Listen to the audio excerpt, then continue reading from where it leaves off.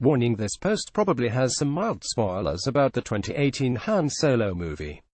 If you don't want to know anything about that film, stop reading here. One of the Millennium Falcon's overriding charms is the fact that it looks like a total piece of junk. It's something people are bound to point out the first time they see it, yet this odd-looking thing, a Corellian YT1300 after those in the know, always has it where it counts.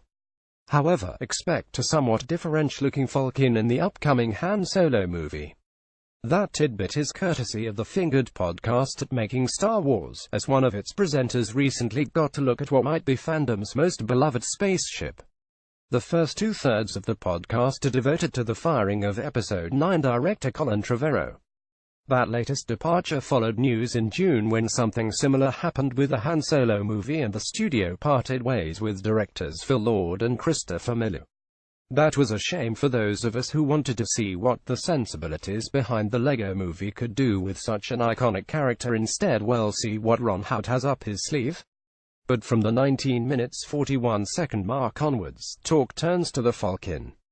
Also, there's some NSFW language, so bear that in mind if you're in an office or with your kids. Because the Han Solo movie takes place over a number of different time periods, we'll get to see the ship when it was new and shiny and still owned by Lando Calrissian.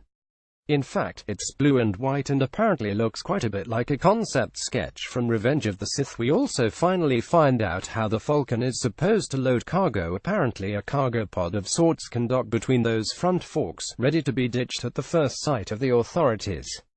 Falcon nerds like me will probably be pretty excited about seeing the ship in its early days, but it's companies like Lego that are really excited about the news. Now, there's an excuse to change the plastic color in those brick molds and sell us a second eye-wateringly expensive model.